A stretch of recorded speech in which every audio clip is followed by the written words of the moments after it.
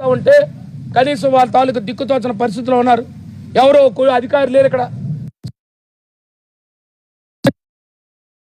నుంచి కానీ లేదా ఐడీటీ పార్తీపురం నుంచి కానీ లేదా కలెక్టరేట్ సిబ్బంది కానీ జిల్లాకు సంబంధించి ఒక్కర్లేరు ఇక్కడ. కనీసం వాళ్ళ తాలూకు కుటుంబ బాధ్యతలు యోగక్షేమాలు చూసే పరిస్థితులు లేవు. ఇది ఇవాళ జరుగుతున్న పరిస్థితి. కాబట్టి ప్రభుత్వం ఇప్పటికైనా మేల్కొనండి.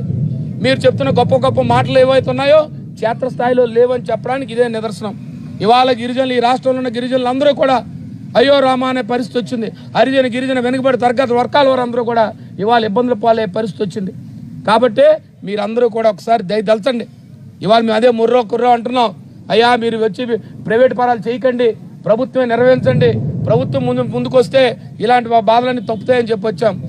ఏమైనప్పటికీ కూడా ఇవాళ పిల్లలందరినీ కూడా ప్రభుత్వ అధికారులు తక్షణం ఇక్కడ నుంచి ఈ నిమిషం నుంచే పార్తీపురం కలెక్టరేట్ నుంచి సిబ్బంది రండి, వచ్చి వారి యోగక్షేమాలు చూడండి, వారి పిల్లలకి ఏ రకమైన ఇబ్బందులు లేకుండా, వారి కుటుంబ సభ్యులకు ఇబ్బంది లేకుండా చూడండి. తక్షణమే వేరైతే మా